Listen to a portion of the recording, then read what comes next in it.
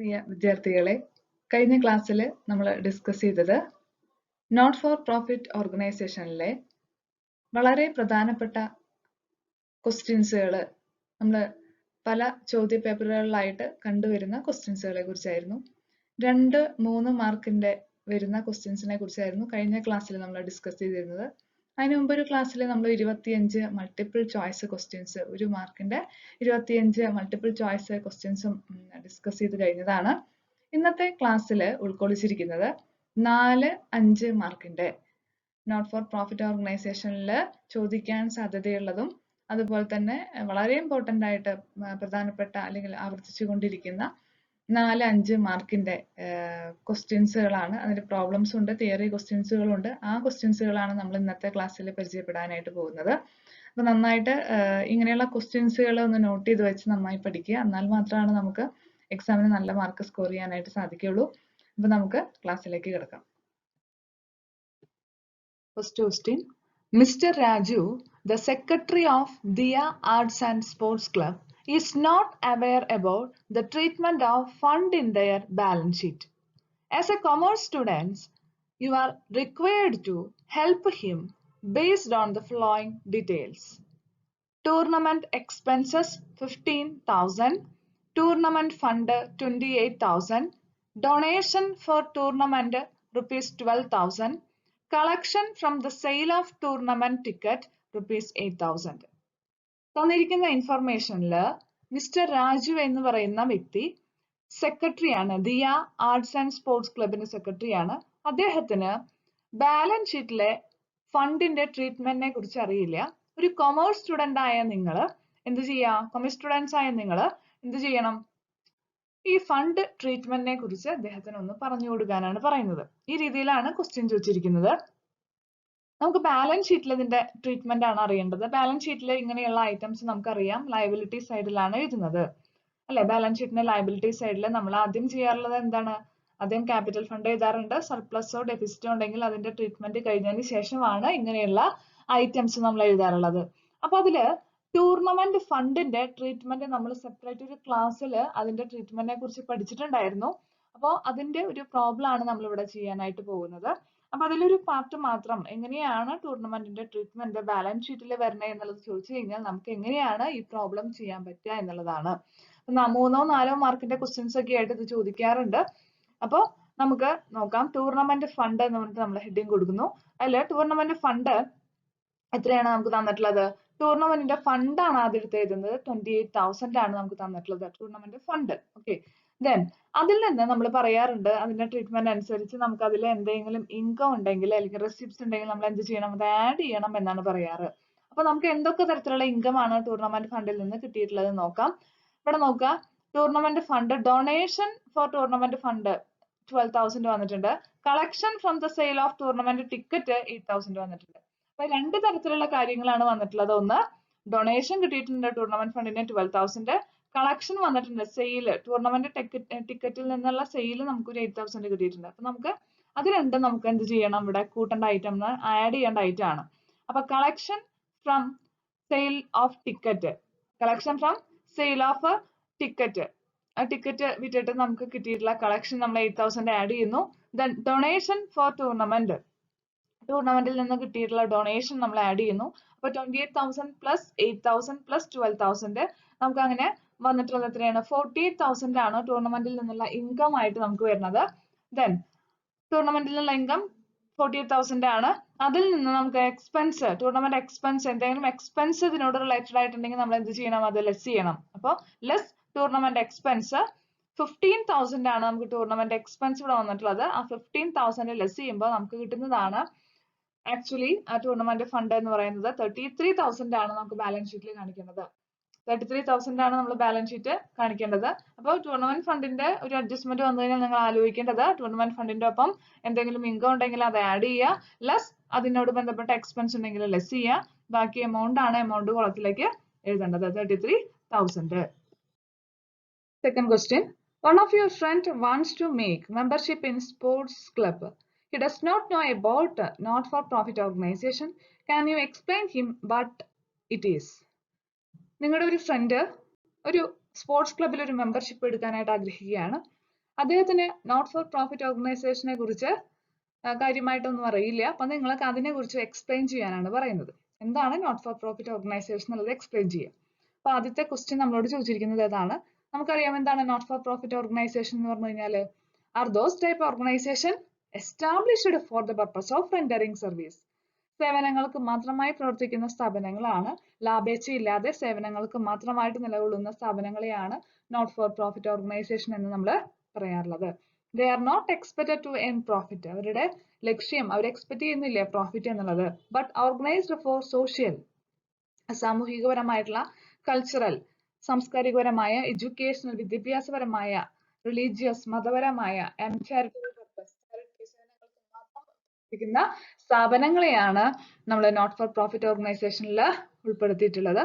Sports, arts club, hospitals, libraries, ഇതെല്ലാം ഇങ്ങനെയുള്ള ഇതിൽ വരുന്നതാണ് നോട്ട് ഫോർ പ്രോഫിറ്റ് ഓർഗനൈസേഷനിൽ വരുന്ന സ്ഥാപനങ്ങളാണ്. അപ്പൊ അതാണ് ഫസ്റ്റ് ക്വസ്റ്റ്യൻ. ആൻഡ് കഴിഞ്ഞിട്ടില്ല. What are different accounting records maintained in such organisation? എന്തെല്ലാം അക്കൗണ്ടിങ് റെക്കോർഡ്സ് ആണ് ഒരു not for profit organisation maintain ചെയ്തു വരുന്നത്? എന്തൊക്കെ അക്കൗണ്ടിങ് റെക്കോർഡ്സ് ആണ് നമ്മൾ പഠിച്ചു കഴിഞ്ഞതാണ്. മുമ്പത്തെ ക്ലാസ്സുകളിൽ നമ്മൾ ഡിസ്കസ് ചെയ്തിട്ടുണ്ട് ഡീറ്റെയിൽ ആയിട്ട്. Receipt and payment account, income and expenditure account, balance sheet. നമ്മൾ ക്വസ്റ്റിന്റെ മാർക്ക് അനുസരിച്ചിട്ട് ഇപ്പൊ ഇതിൽ 4 മാർക്കിന്റെ ക്വസ്റ്റ്യൻ ഒക്കെയാണ് ചോദിക്കുന്നതെങ്കിൽ നമ്മൾ വളരെ ഡീറ്റെയിൽ ആയിട്ട് ഡിസ്കസ് ചെയ്യേണ്ട, വളരെ ചെറിയ രീതിയിൽ ബ്രീഫായിട്ട് നമ്മൾ ഇതിന്റെ ഡിസ്ക്രിപ്ഷൻസ് കൊടുക്കുക. Receipt and payment account, income and expenditure account, balance sheet. Okay, അപ്പൊ ഇതിൽ എന്താണ് നോട്ട് ഫോർ പ്രോഫിറ്റ് ഓർഗനൈസേഷൻ നമ്മൾ പറഞ്ഞു കഴിഞ്ഞു. രണ്ടാമത്തെ ക്വസ്റ്റ്യൻ ആയിട്ട് ചോദിച്ചത് എന്താണ്, എന്തൊക്കെ അക്കൗണ്ടിങ് റെക്കോർഡ്സ് ആണ് നമ്മുടെ മെയിൻറ്റെയിൻ ചെയ്യുന്നത്, അതിനെ കുറിച്ച് നമ്മൾ പറഞ്ഞു. അടുത്ത ഒരു ക്വസ്റ്റ്യൻ ആയിട്ട് ഇവിടെ ചോദിച്ചിരിക്കുന്നത് എന്താണ്, and step four preparing receipt and payment account. നമുക്ക് 3 തരത്തിലുള്ള അക്കൗണ്ടിങ് റെക്കോർഡ്സ് ഉണ്ട്. റെസിപ്റ്റ് ആൻഡ് പേയ്മെന്റ് അക്കൗണ്ട് ഉണ്ട്, ഇൻകം ആൻഡ് എക്സ്പെൻഡിച്ചർ അക്കൗണ്ട് ഉണ്ട്, ബാലൻസ് ഷീറ്റ് ഉണ്ട്. അപ്പൊ ഇതിന്റെ സ്റ്റെപ്പുകൾ, റെസിപ്റ്റ് ആൻഡ് പേയ്മെന്റ് അക്കൗണ്ട് തയ്യാറാക്കുമ്പോൾ നമ്മൾ എന്തെല്ലാം സ്റ്റെപ്പുകൾ അറിഞ്ഞിരിക്കണം, എന്തെല്ലാം സ്റ്റെപ്പുകളിലൂടെ കടന്നു പോകണം എന്നുള്ളതാണ് ഇവിടെ ചോദിച്ചിരിക്കുന്നത്. അപ്പൊ അതിനെ കുറിച്ച് മാത്രം നമ്മൾ ഇവിടെ എക്സ്പ്ലെയിൻ ചെയ്യാം. റെസിപ്റ്റ് ആൻഡ് പേയ്മെന്റ് അക്കൗണ്ടിന്റെ സ്റ്റെപ്പ് പ്രിപ്പറേഷൻ, അത് തയ്യാറാക്കുമ്പോൾ നമ്മൾ ഫോളോ ചെയ്യേണ്ട പ്രൊസീജിയേഴ്സ്, നടപടിക്രമങ്ങൾ എന്തൊക്കെയാണ്, അല്ലെങ്കിൽ സ്റ്റെപ്പുകൾ എന്തൊക്കെയാണെന്നുള്ളതാണ് ഇവിടെ ചോദിച്ചിട്ടുള്ളത്.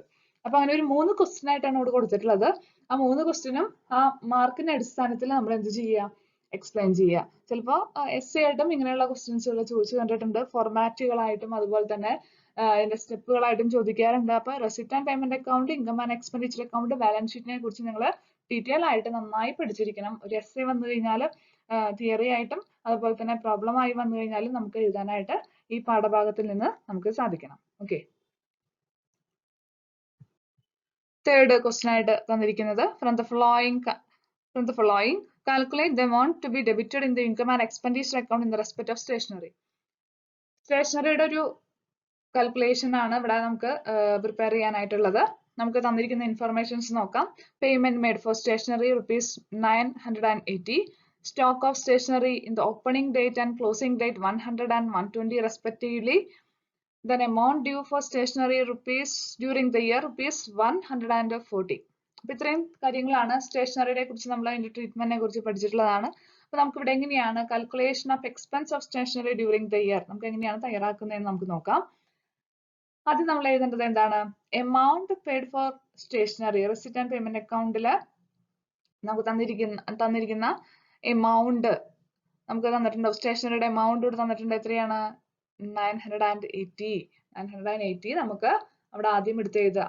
ആക്ച്വൽ അതായത് നമുക്ക് വന്നിട്ടുള്ള 980 എടുത്തെഴുതുക. അത് കഴിഞ്ഞതിന് ശേഷം നമുക്ക് എന്തെങ്കിലും ഓപ്പണിംഗ് സ്റ്റോക്ക് തന്നിട്ടുണ്ടെന്ന് നോക്കുക. ഇവിടെ നമുക്കറിയാം സ്റ്റോക്ക് ഓഫ് സ്റ്റേഷനറി ഉണ്ട്, ഓപ്പണിംഗ് ഡേറ്റ്, അതാണ് ഓപ്പണിംഗ് എന്ന് പറയുന്നത്. ഓപ്പണിംഗ് സ്റ്റോക്ക് ആണ് എത്രയാണ്, 100 ആണ്. ക്ലോസിംഗ് സ്റ്റോക്ക് ആയിട്ട് 120 തന്നിട്ടുണ്ട്. അപ്പൊ നമുക്ക് ഇവിടെ ആഡ് ചെയ്യേണ്ടത് ഓപ്പണിംഗ് സ്റ്റോക്ക് ആണ്. ഓക്കെ, ആഡ് ചെയ്യേണ്ടത് ഓപ്പണിംഗ് സ്റ്റോക്ക് ആണ്. അപ്പൊ നമ്മൾ എന്ത് ചെയ്യുന്നു, ₹100 ആഡ് ചെയ്യുന്നു. ക്ലോസിംഗ് സ്റ്റോക്ക് നമ്മൾ ലെസ് ചെയ്യാറാണ് പതിവ്. അപ്പൊ അത് നമുക്ക് ലെസ് ചെയ്യുമ്പോൾ നമുക്ക് പരിഗണിക്കാം. Amount due for stationery during the year 140. ആ വർഷം തന്നെ നമുക്ക് ₹140 സ്റ്റേഷനറിയും കൂടി വന്നിട്ടുണ്ട്. അപ്പൊ അതെന്താണ്, നമ്മൾ ക്ലോസിംഗ് ഔട്ട്സ്റ്റാൻഡിംഗ് ആൻഡ് ട്രീറ്റ് ചെയ്തുകൊണ്ട് നമ്മൾ എന്ത് ചെയ്യുന്നു, അതിനെ 140 ആഡ് ചെയ്യാണ് ഇവിടെ ചെയ്യുന്നത്. അപ്പൊ സ്റ്റേഷനറിയുടെ ഒരു ₹140 കൂടി ഈ വർഷം നമുക്ക് സ്റ്റേഷനറിയിൽ ഉൾപ്പെടുത്തേണ്ടതായിട്ടുണ്ട്. അപ്പൊ നമുക്ക് ടോട്ടല് ഓപ്പണിംഗ് സ്റ്റോക്ക് വന്നു. ഈ വർഷം നമ്മൾ കുറച്ചും കൂടി അഡീഷണൽ ആയിട്ട് സ്റ്റേഷനറി നമ്മൾ നമുക്ക് വന്നിട്ടുണ്ട്. അപ്പൊ അതിന്റെ എമൗണ്ട് കൂടി നമ്മൾ ആഡ് ചെയ്യുന്നു. അങ്ങനെ നമുക്ക് 1220 ആണ് വരുന്നത്. അതിൽ നിന്ന് നമ്മൾ നേരത്തെ പറഞ്ഞ പോലെ തന്നെ ക്ലോസിംഗ് സ്റ്റോക്ക് സ്റ്റേഷനറിയുടെ ലെസ് ചെയ്യണം. ക്ലോസിംഗ് സ്റ്റോക്ക് തന്നിട്ടുള്ളത് 120 രൂപയാണ്, 120. അപ്പോൾ നമ്മൾ ഈ ക്ലോസിംഗ് സ്റ്റോക്ക് ലെസ് ചെയ്യുന്നു. ബാക്കി എമൗണ്ട് ആണ് നമ്മൾ ആ വർഷം സ്റ്റേഷനറി കൺസ്യൂംഡ് ആയിട്ട് എഴുതുന്നത്.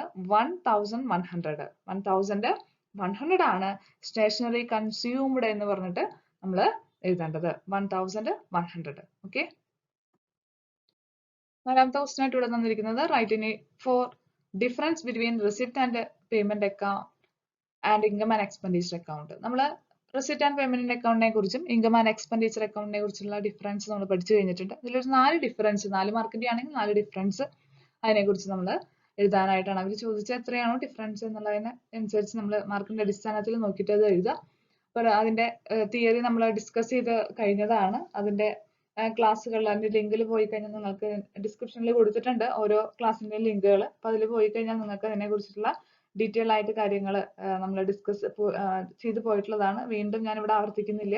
അപ്പൊ അത് നമ്മൾ നന്നായി പഠിക്കുക. ചോദിക്കാൻ സാധ്യതയുള്ള ഒരു ക്വസ്റ്റ്യൻ നമുക്ക് പ്രീവിയസ് ഇയറിലെ ക്വസ്റ്റ്യൻസിൽ നിന്ന് ഞാൻ എടുത്ത് പറഞ്ഞതാണ്. ഇങ്ങനെ ഒരു ക്വസ്റ്റ്യൻ കൂടി ഈ പാഠഭാഗത്തിൽ നിന്ന് ചോദിക്കാനായിട്ടുള്ള സാധ്യതയുണ്ട്. അപ്പൊ ഇത് നന്നായി പഠിക്കുക. റെസിപ്റ്റ് ആൻഡ് പേയ്മെന്റ് അക്കൗണ്ടും ഇൻകം ആൻഡ് എക്സ്പെൻഡിച്ചർ അക്കൗണ്ടും തമ്മിലുള്ള ഡിഫറൻസ് നന്നായി പഠിച്ചിരിക്കുക. ഓക്കെ. അടുത്ത് നമുക്ക് 5 മാർക്കിന്റെ ക്വസ്റ്റ്യൻസ് ആണ് നമ്മൾ ഡിസ്കസ് ചെയ്യാനായിട്ട് പോകുന്നത്. 5 മാർക്കിന്റെ ക്വസ്റ്റ്യൻസിൽ നമുക്ക് ഇവിടെ തന്നിട്ടുള്ളത് റെസിപ്റ്റ് ആൻഡ് പേയ്മെന്റ് അക്കൗണ്ട് തന്നിട്ടുണ്ട്. നമ്മളോട് പ്രിപ്പയർ ചെയ്യാനായിട്ട് പറഞ്ഞിട്ടുള്ളത് എന്താണ്? ഇൻകം ആൻഡ് എക്സ്പെൻഡിച്ചർ അക്കൗണ്ട് ആണ്. മുമ്പ് നമ്മൾ പല പ്രോബ്ലംസും ചെയ്തിട്ടുണ്ട്. ഈ ഭാഗങ്ങൾ നമ്മൾ എടുത്തുകൊണ്ടിരിക്കുമ്പോൾ ചെയ്തിട്ടുണ്ടായിരുന്നു. അപ്പൊ ഇതിൽ മാർച്ച് 2010 വന്ന ഒരു ക്വസ്റ്റ്യൻ ആണ്. അപ്പൊ നമുക്കതൊന്ന് ഡിസ്കസ് ചെയ്ത് പോവാം. അപ്പോൾ Calcutta sports association extract the flowing receipt and payment account for the year ended 31st December 2004. After considering the additional information, prepare income and expenditure account for the year ended 31st December 2004. Receipt and payment account നമുക്ക് തന്നിട്ടുണ്ട്. Receipt സൈഡിൽ തന്നിട്ടുള്ളത് opening balance 1125, subscription തന്നിട്ടുണ്ട്, tournament fund ഉണ്ട്, life membership ഫീ ഉണ്ട്, entrance fee ഉണ്ട്, donation for building, sale of news paper. ഇത്രയും receipt ആണ്, വരുമാനങ്ങളാണ് തന്നിട്ടുള്ളത്. പേയ്മെന്റ് സൈഡിൽ തന്നിരിക്കുന്നത് news paper, rent, salary, office expense, sports equipment, tournament expense, closing balance. ഇത്ര ഐറ്റംസ് നമുക്ക് ക്ലോസിംഗ് സൈഡിൽ അല്ലെങ്കിൽ പേയ്മെന്റ് സൈഡിൽ തന്നിട്ടുണ്ട്. ഇനി നമുക്ക് അഡ്ജസ്റ്റ്മെന്റ് നോക്കാം. Subscription outstanding 31st December 2003 was 450. Opening outstanding ആണ് തന്നിട്ടുള്ളത് 450, 2003 ആണ്.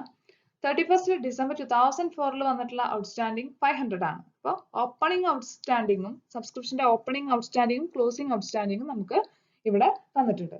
Subscription received ₹100 on the accounting year 2005. അതായത് 100 രൂപ സബ്സ്ക്രിപ്ഷൻ റിസീവ് ചെയ്തിട്ടുണ്ട്. അത് 2005 എമൗണ്ട് ആണ്. അതായത് ഇവിടെ എന്താണ് 2005 എമൗണ്ട് എന്ന് പറയുമ്പോൾ എന്താണ്? സബ്സ്ക്രിപ്ഷൻ റിസീവ്ഡ് ഇൻ അഡ്വാൻസ് എന്നുള്ളത് നമ്മൾ അസംഷൻ ചെയ്യണം. നമ്മൾ അസ്യൂം ചെയ്യാം എന്താണ്? സബ്സ്ക്രിപ്ഷൻ റിസീവ്ഡ് ഇൻ അഡ്വാൻസ് ആണ് 100 rupees വന്നിട്ടുള്ളത്. Sports equipment was valued on 31st December 2003 ₹550. Sports equipment എത്രയാണ്? 550 ആണ് സ്പോർട്സ് എക്യുപ്മെന്റ് വന്നിട്ടുള്ളത്. ഡിസംബർ 2014 അത്, അതായത് ഓപ്പണിംഗ് നമുക്കുള്ളത് 550 ആണ്. അത് കൂടാതെ നമുക്ക് ഇവിടെ ഒരു സ്പോർട്സ് എക്യുപ്മെന്റ് 1150 വന്നിട്ടുണ്ട് ഈ വർഷം. കൂടാതെ നമുക്ക് ക്ലോസിംഗിൽ വന്നിട്ടുള്ളത് എത്രയാണ്? 1090 ആണ് വന്നിട്ടുള്ളത്. ഓക്കെ, 1090 ആണ്. അപ്പൊ അതിന്റെ ഒരു അഡ്ജസ്റ്റ്മെന്റ് നമുക്ക് ഇവിടെ ചെയ്യേണ്ടതായിട്ടുണ്ട്. നമുക്ക് നോക്കാം പ്രോബ്ലം ചെയ്യുമ്പോൾ. ഓഫീസ് എക്സ്പെൻസ് 150, 2003 ഓഫീസ് എക്സ്പെൻസ് വന്നിട്ടുള്ളത് എത്രയാണ്? 150 ആണ്. And whereas 200 is still payable on account of 2004. അപ്പോൾ 2003 ഒരു 150 ഇവിടെ വന്ന് കിടക്കുന്നുണ്ട് സ്പോർട്സ് എക്സ്പെൻസ്. അതുകൂടാതെ നമുക്ക് 2004 200 രൂപയും കൂടി പേയ്മെന്റിൽ നമുക്ക് ഓഫീസ് എക്സ്പെൻസ് ആയിട്ട് കൊടുക്കേണ്ടതായിട്ടുണ്ട്. അപ്പോൾ അതായത് ഓപ്പണിംഗ് ഔട്ട്സ്റ്റാൻഡിങ്ങും ക്ലോസിംഗ് ഔട്ട്സ്റ്റാൻഡിങ്ങും പോലെ തന്നെയാണ് ഇവിടെ തന്നിട്ടുള്ളത്. കൂടാതെ നമുക്ക് ഇവിടെ ഓഫീസ് എക്സ്പെൻസ് ഇവിടെ ഈ വർഷം വന്നിട്ടുണ്ട്. അപ്പോൾ നമുക്ക് ആ അഡ്ജസ്റ്റ്മെന്റ് കൂടിയും പരിഗണിക്കണം. Tournament fund is treated as capital receipt. Tournament fund ഇവിടെ ക്യാപിറ്റൽ റെസിപ്റ്റ് ആയിട്ട് പരിഗണിക്കാനാണ് പറഞ്ഞിട്ടുള്ളത്. ഇത്രയും ഇൻഫർമേഷൻസ് നമുക്ക് ഈ പ്രോബ്ലത്തിൽ തന്നിട്ടുണ്ട്. ഇത് വെച്ച് നമുക്ക് എന്ത് ചെയ്യണം?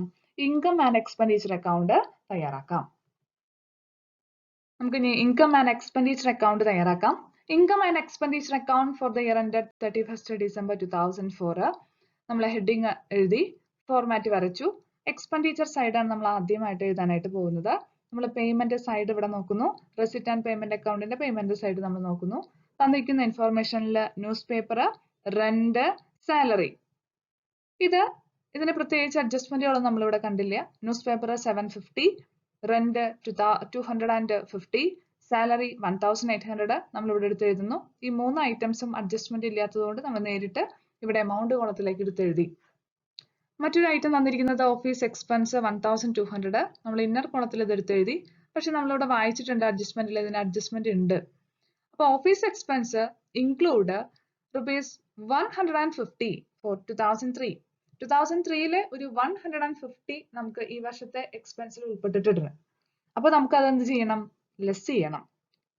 Where 200 is still payable on account of 2004. 2004 നമുക്ക് 200 കൂടി നമുക്ക് കൊടുക്കേണ്ടതായിട്ടുണ്ട്.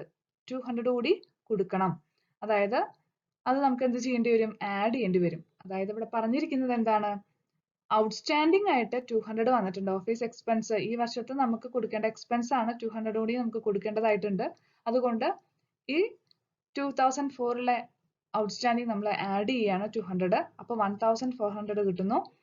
അതുകൂടാതെ നമുക്ക് 150 എന്ന് പറയുന്നത് 2003 എക്സ്പെൻസ് ആണ്. അത് നമ്മൾ എന്ത് ചെയ്യുന്നു? ലെസ് ചെയ്യാണ്. 150 2003 എക്സ്പെൻസ് ആയതുകൊണ്ട് അത് ലെസ് ചെയ്യുന്നു. ഓപ്പണിംഗ് ഔട്ട്സ്റ്റാൻഡിംഗ് ആണ്. അപ്പൊ നമുക്ക് വരുന്ന എമൗണ്ട് 1250 ആണ് നമ്മൾ എമൗണ്ട് കോളത്തിലേക്ക് എടുത്തെഴുതുന്നത്. ഓക്കെ. ദെൻ അടുത്ത ഒരു ഐറ്റം നമുക്ക് തന്നിട്ടുള്ളത് സ്പോർട്സ് എക്യുപ്മെന്റ് ആണ്. സ്പോർട്സ് എക്യുപ്മെന്റ് ഇവിടെ ശ്രദ്ധിക്കണം. നമുക്ക് ഇങ്ങനെ ഒരു പ്രോബ്ലം തന്നപ്പോൾ ഒരു പ്രത്യേക അഡ്ജസ്റ്റ്മെന്റ് ആണ് ഈ സ്പോർട്സ് എക്യുപ്മെന്റ് ഇവിടെ നമ്മൾക്ക് വരുന്നത്. ഇവിടെ സ്പോർട്സ് എക്യുപ്മെന്റ് ആയിട്ട് നമുക്ക് തന്നിട്ടുള്ളത് 1150 ആണ്. അതുകൂടാതെ നമുക്ക് കുറച്ച് ഇൻഫർമേഷൻസ് അഡീഷണൽ ആയിട്ട് നമുക്ക് ഈ അഡ്ജസ്റ്റ്മെന്റ് തന്നിട്ടുണ്ട്. സ്പോർട്സ് എക്യുപ്മെന്റ് ഓപ്പണിംഗ് ഉള്ളത്, അതായത് 31st December 2003 എന്ന് പറയുന്നത് ഓപ്പണിംഗ് ആണ്. ഓപ്പണിംഗ് ബാലൻസ് ആയിട്ട് നമുക്കുള്ളത് എത്രയാണ്? 550 ആണ്. ക്ലോസിംഗ് ആയിട്ട് നമുക്ക് വന്നിട്ടുള്ളത് 1090 ആണ്. അഡീഷണൽ ആയിട്ട് നമുക്ക് ഈ വർഷം സ്പോർട്സ് എക്യുപ്മെന്റ് പർച്ചേസ് 1150 വന്നിട്ടുണ്ട്. അപ്പൊ ഇതെങ്ങനെയാണ് നമുക്ക് ഇതിന്റെ അഡ്ജസ്റ്റ്മെന്റ് എന്നുള്ളത് നോക്കാം. അപ്പോൾ നമ്മൾ ഇതിൽ നിന്ന് നമുക്ക് ഡിപ്രീസിയേഷൻ നമ്മൾ കാൽക്കുലേറ്റ് ചെയ്യാൻ പോവാണ് ഈ ഒരു ഇൻഫർമേഷനിൽ നിന്ന്. അത് എങ്ങനെയാണെന്ന് വെച്ചാൽ ഓപ്പണിംഗ് ബാലൻസ് 550. ആദ്യം നമ്മൾ എടുത്ത് എഴുതുക ഓപ്പണിംഗ് ബാലൻസ് 550. അതിന്റെ കൂടെ ഈ വർഷം വന്നിട്ടുള്ള സ്പോർട്സ് എക്യുപ്മെന്റ് നമ്മൾ ആഡ് ചെയ്യുന്നു. അപ്പോൾ 1150 ആഡ് ചെയ്യുന്നു. 550 പ്ലസ് 1150. അപ്പൊ നമുക്ക് കിട്ടുന്നത് 1700 ആണ്. എന്നാൽ ഈ വർഷം ക്ലോസിംഗിൽ വന്നിട്ടുള്ളത് എത്രയായിരുന്നു? 1090 ആണ് വന്നിട്ടുള്ളത്. ആക്ച്വലി 1700 വരേണ്ടടുത്ത് വന്നിട്ടുള്ളത് 1090 ആണ്. അപ്പോ അത്രയും നമുക്ക് കുറവ് എമൗണ്ട് വരണം വെച്ചാൽ ബാക്കി എമൗണ്ട് എന്തായിട്ട് നമ്മൾ കൺസിഡർ ചെയ്യണം? 610 എന്നുള്ളത് ഡിപ്രീസിയേഷൻ ആയിട്ട് നമ്മൾ കൺസിഡർ ചെയ്യണം. അപ്പോൾ ഒന്നുകൂടിയും പറയാം. ഓപ്പണിംഗ് ബാലൻസ് സ്പോർട്സ് ആൻഡ് എക്യുപ്മെന്റിന്റെ 550 ഉണ്ടായിരുന്നു. അതിന്റെ കൂടെ ഈ വർഷം വന്നിട്ടുള്ള നമുക്ക് സ്പോർട്സ് എക്യുപ്മെന്റ് നമ്മൾ ആഡ് ചെയ്തു. 1150 ആഡ് ചെയ്തു. അപ്പൊ നമുക്ക് വന്നിട്ടുള്ള സ്പോർട്സ് എക്യുപ്മെന്റ് 1700 ആണ്. പക്ഷെ ക്ലോസിംഗിൽ നമുക്ക് കാണാനായിട്ട് സാധിക്കുന്നത് 1090 ആണ്. 2004 കാണാനായിട്ട് സാധിക്കുന്നത്. ബാക്കി ഡിഫറൻസ് എമൗണ്ട് നമ്മൾ ട്രീറ്റ് ചെയ്യേണ്ടത് ഡിപ്രീസിയേഷൻ ആയിട്ടാണ്. അപ്പൊ 610 നമ്മൾ ഡിപ്രീസിയേഷൻ ആയിട്ട് നമ്മൾ എഴുതണം. ഇങ്ങനെ ഒരു പ്രോബ്ലം ചോദിക്കാറുള്ളതാണ്. അപ്പോൾ ഇങ്ങനെയുള്ള ഒരു അഡ്ജസ്റ്റ്മെന്റ് ഉള്ള പ്രോബ്ലം ആയതുകൊണ്ട് ഇത് പ്രത്യേകം നോട്ട് ചെയ്ത് വെക്കുക. Depreciation in sports and equipment നമുക്ക് വരുന്നത് 610. സാധാരണ പ്രോബ്ലത്തിലൊക്കെ നമുക്ക് ഡിപ്രീസിയേഷൻ ഇത്ര പെർസെന്റേജ് എന്ന് പറഞ്ഞ് തന്നിരിക്കും. പക്ഷെ ഇങ്ങനെയുള്ള അഡ്ജസ്റ്റ്മെന്റുകൾ വന്നു കഴിഞ്ഞാൽ നമ്മൾ ഈ രീതിയിലാണ് ഇവിടെ ഡിപ്രീസിയേഷൻ നമ്മൾ കാൽക്കുലേറ്റ് ചെയ്യേണ്ടത്. ഇനി നമുക്ക് ഈ സൈഡിൽ ഇത്രയും കാര്യങ്ങളാണ് വരുന്നത്. മറ്റേ ഒരു ഇൻഫർമേഷൻ കൂടി തന്നിട്ടുണ്ട്, ടൂർണമെന്റ് എക്സ്പെൻസ്. ഈ ടൂർണമെന്റ് എക്സ്പെൻസ് 450 എന്നുള്ളത് നമ്മളോട് ഇൻഫർമേഷൻ പറഞ്ഞിട്ടുണ്ട്. Tournament fund is treated as capital receipt എന്നാണ് പറഞ്ഞിട്ടുള്ളത്. ടൂർണമെന്റ് ഫണ്ട് ഇവിടെ ട്രീറ്റ് ചെയ്യുന്നത് എന്തായിട്ടാണ്? ക്യാപിറ്റൽ റെസിപ്റ്റ് ആയിട്ടാണ്. അപ്പൊ അതുകൊണ്ട് തന്നെ അതിൽ നിന്നുള്ള എക്സ്പെൻസുകൾ നമ്മൾ കൺസിഡർ ചെയ്യേണ്ടത് എവിടെയാണ്? ബാലൻസ് ഷീറ്റിൽ ലയബിലിറ്റി സൈഡിലാണ്. നമ്മൾ ടൂർണമെന്റ് ഫണ്ട് അതിന്റെ ഇൻകം ഉണ്ടെങ്കിൽ നമ്മൾ ആഡ് ചെയ്യുന്നു, എക്സ്പെൻസ് ഉണ്ടെങ്കിൽ ലെസ് ചെയ്യുന്നു, അങ്ങനെയുള്ള കാര്യങ്ങൾ നമ്മൾ കൺസിഡർ ചെയ്യേണ്ടത് ബാലൻസ് ഷീറ്റിലാണ്. അപ്പൊ ഈ ഐറ്റം നമ്മളിവിടെ എടുക്കുന്നില്ല. പിന്നെ ക്ലോസിംഗ് ക്യാഷ് അല്ലെങ്കിൽ ക്ലോസിംഗ് ആയിട്ടുള്ള ബാലൻസ് നമ്മൾ എടുക്കുന്നതും ബാലൻസ് ഷീറ്റിലാണ്. അപ്പൊ ഇത്രയും ഐറ്റംസ് ആണ് നമ്മൾ പേയ്മെന്റ് സൈഡിൽ എഴുതാനായിട്ടുള്ളത്. ഇനി നമുക്ക് റെസിപ്റ്റ് സൈഡിലേക്ക് നോക്കാം. റെസിപ്റ്റ് സൈഡിൽ തന്നിട്ടുള്ള ഇൻഫർമേഷൻസ് എന്തൊക്കെയാണ്? ഓപ്പണിംഗ് ബാലൻസ് നമുക്ക് ഇവിടെ എടുക്കേണ്ടതായിട്ടുള്ള ആവശ്യമില്ല. എന്നാൽ സബ്സ്ക്രിപ്ഷൻസ് ഇവിടെ തന്നിട്ടുണ്ട്. അപ്പൊ സബ്സ്ക്രിപ്ഷൻ തന്നിട്ടുള്ളത് എത്രയാണ്? 2900 ആണ്. ഇവിടെ അഡ്ജസ്റ്റ്മെന്റ് നമുക്ക് തന്നിട്ടുണ്ട്. സബ്സ്ക്രിപ്ഷന്റെ ഓപ്പണിംഗ് ഔട്ട്സ്റ്റാൻഡിങ് തന്നിട്ടുണ്ട്, ക്ലോസിംഗ് ഔട്ട്സ്റ്റാൻഡിങ് തന്നിട്ടുണ്ട്. അപ്പൊ നമ്മൾ സാധാരണ എന്താ ചെയ്യാറ്? ക്ലോസിംഗ് ഔട്ട്സ്റ്റാൻഡിങ്, അതായത് 31st December 2004 നമ്മൾ ക്ലോസിംഗ് ഔട്ട്സ്റ്റാൻഡിങ് ആണ് നമ്മൾ കൺസിഡർ ചെയ്യുന്നത്. അപ്പൊ അതുകൊണ്ട് ആ ഔട്ട്സ്റ്റാൻഡിങ് നമ്മൾ ആഡ് ചെയ്യുന്നു. 500 2004 നമുക്ക് 500 കൂടി ഇൻകം ആയിട്ട് കിട്ടാനുണ്ട്. അതുകൊണ്ട് നമ്മൾ അത് ആഡ് ചെയ്യുന്നു. അപ്പൊ 3400 ആണ് ശരിക്കും നമുക്ക് വരേണ്ടത്. എന്നാൽ December 2003 450 നമുക്ക് ഔട്ട്സ്റ്റാൻഡിങ് ആയിട്ട് വന്നിട്ടുണ്ടായിരുന്നു. അത് ഈ വർഷമാണ് നമുക്ക് കിട്ടിയിട്ടുള്ളത്. പക്ഷെ അത് ഈ വർഷത്തെ ഇൻകം ആയിട്ട് നമുക്ക് പരിഗണിക്കാനായിട്ട് സാധിക്കാത്തത് കൊണ്ട് നമ്മൾ ആ 450 നമ്മൾ എന്ത് ചെയ്യുന്നു? ലെസ് ചെയ്യാണ് ചെയ്യുക. 450 നമ്മൾ എന്ത് ചെയ്യണം? ലെസ് ചെയ്യണം. അപ്പൊ 450 നമ്മൾ ലെസ് ഔട്ട്സ്റ്റാൻഡിങ്, ഓപ്പണിംഗ് ഔട്ട്സ്റ്റാൻഡിങ് ആയിട്ട് നമ്മൾ 450 രൂപ ലെസ് ചെയ്യണം. കൂടാതെ ഒരു ഇൻഫർമേഷൻ കൂടി നമുക്ക് ഇവിടെ തന്നിട്ടുണ്ട് സബ്സ്ക്രിപ്ഷന്റെ. Subscription received 100 on account of the year 2005. 2005 ഒരു 100 റുപ്പീസ് കൂടി നമുക്ക് ഈ വർഷം കിട്ടിയിട്ടുണ്ട്. 2004 അത് ലഭിച്ചിട്ടുള്ളത്. പക്ഷെ അത് 2004 ഇൻകം അല്ല, 2005 ആണ്. അതായത് സബ്സ്ക്രിപ്ഷൻ റിസീവ്ഡ് ഇൻ അഡ്വാൻസ് ആണ് നമുക്ക് ഇവിടെ കിട്ടിയിട്ടുള്ളത്. അതും നമ്മൾ എന്ത് ചെയ്യണം? ലെസ് ചെയ്യണം. ഓക്കെ, 100 കൂടി ലെസ് ചെയ്യണം. അപ്പൊ നമുക്ക് കിട്ടുന്ന എമൗണ്ട് എന്ന് പറയുന്നത് സബ്സ്ക്രിപ്ഷന്റെ 2850 ആണ്. ഇവിടെ നമ്മൾ എന്തൊക്കെ ചെയ്തു? സബ്സ്ക്രിപ്ഷന്റെ ക്ലോസിംഗ് ഔട്ട്സ്റ്റാൻഡിങ് ആഡ് ചെയ്തു, ഓപ്പണിംഗ് ഔട്ട്സ്റ്റാൻഡിങ് ലെസ് ചെയ്തു, റിസീവ്ഡ് ഇൻ അഡ്വാൻസും ലെസ് ചെയ്തു. നമുക്ക് അങ്ങനെ കിട്ടിയിട്ടുള്ളതാണ് 2850. അടുത്തത് നമുക്ക് തന്നിട്ടുള്ളത് ടൂർണമെന്റ് ഫണ്ട്. അത് നമ്മൾ എടുക്കുന്നത് ക്യാപിറ്റൽ റിസിപ്റ്റ് ആയിട്ടാണ് പരിഗണിക്കുക. ലൈഫ് മെമ്പർഷിപ്പ് ഫീയും നമ്മൾ ക്യാപിറ്റൽ റിസിപ്റ്റ് ആയിട്ടാണ് പരിഗണിക്കുക. എൻട്രൻസ് ഫീ നമ്മൾ ഇവിടെ ഈ പ്രോബ്ലത്തിൽ നമ്മൾ ഇവിടെ എടുത്തിട്ടുള്ളത് എൻട്രൻസ് ഫീനെ നമ്മൾ ക്യാപിറ്റൽ റെസിപ്റ്റ് ആയിട്ടാണ് എടുക്കുന്നത്. നമുക്ക് രണ്ട് രീതിയിൽ എടുക്കാം. എൻട്രൻസ് ഫീനെ നമ്മൾ ചെറിയ എമൗണ്ട് ആയിട്ട് നമുക്ക് ഇൻകം ആയിട്ട് നമുക്ക് പരിഗണിക്കാം, അല്ലെങ്കിൽ നമുക്ക് ക്യാപിറ്റൽ റെസിപ്റ്റ് ആയിട്ടും പരിഗണിക്കാം. അപ്പോൾ നമ്മളൊരു വർക്കിംഗ് നോട്ട് അതിനും കൊടുക്കുക. അപ്പോൾ ഇവിടെ ഈ പ്രോബ്ലത്തിൽ ഞാൻ എടുത്തിട്ടുള്ളത് എൻട്രൻസ് ഫീനെ നമുക്ക് എന്താണ് ക്യാപിറ്റൽ റെസിപ്റ്റ് ആയിട്ടാണ് എടുത്തിട്ടുള്ളത്. അതുകൊണ്ട് ഒരു വർക്കിംഗ് നോട്ട് പോലെ അവിടെ പ്രൊവൈഡ് ചെയ്യാം. അപ്പൊ എൻട്രൻസ് ഫീ റവന്യൂ ഇൻകം ആയിട്ട് എടുത്തിട്ടുണ്ടെങ്കിൽ നമുക്ക് ഒരു ചെറിയ ബാലൻസ് വ്യത്യാസം ഇവിടെ വരാനായിട്ട് വരാറുണ്ട്. അതുകൊണ്ട് എൻട്രൻസ് ഫീനെ ഇവിടെ എടുത്തിട്ടുള്ളത് 100 റുപ്പീസ് ക്യാപിറ്റൽ റിസിപ്റ്റ് ആയിട്ടാണ് എടുത്തിട്ടുള്ളത്. ഡൊണേഷൻ ഫോർ ബിൽഡിംഗ്, അതും നമ്മൾ ബാലൻസ് ഷീറ്റിൽ നമ്മൾ എഴുതേണ്ട ഐറ്റം ആണ്. ദെൻ പിന്നെ വരുന്ന ഒരു ഐറ്റം ഏതാണ്? Sale of news paper. അത് നമുക്ക് എന്ത് ചെയ്യാം? ഇവിടെ റെസിപ്റ്റ് സൈഡിൽ, അതായത് ഇൻകം ആയിട്ട് നമുക്ക് പരിഗണിക്കാം. 50 റുപ്പീസ് ഇവിടെ ഇൻകം ആയിട്ട് നമുക്ക് പരിഗണിക്കാം. അപ്പൊ നമ്മൾ ഇത്രയും ഐറ്റംസ് കഴിഞ്ഞാൽ നമ്മൾ ബാലൻസ് ചെയ്യുന്നു. ബാലൻസ് ചെയ്യുമ്പോൾ നമുക്ക് കിട്ടുന്നത് ഇവിടെ എക്സ്പെൻഡിച്ചർ സൈഡ് ആണ് നമുക്ക് കൂടുതലായിട്ട് വരുന്നത്. എക്സ്പെൻഡിച്ചർ സൈഡ് കൂടുതലും, ഇൻകം സൈഡ് ഇവിടെ കുറവാണ്.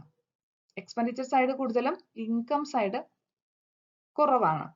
അതായത് ചിലവ് കൂടുതലും വരുമാനം കുറവാണ്. ചിലവ് കൂടുമ്പോൾ വരുമാനം കുറവാകുമ്പോൾ നമുക്ക് വരുന്നതാണ് ഡെഫിസിറ്റ് എന്നാണ് വരിക. ഡെഫിസിറ്റ് ആകുമ്പോൾ നമുക്ക് ഈ സൈഡിലാണ്, ക്രെഡിറ്റ് സൈഡിലാണ് എഴുതേണ്ടത് ബാലൻസ്. 1760. നമ്മൾ സർപ്ലസ് ആകുമ്പോൾ എക്സ്പെൻഡിച്ചർ ഈ സൈഡിലാണ് നമുക്ക് ബാലൻസ് വരാറുള്ളത്.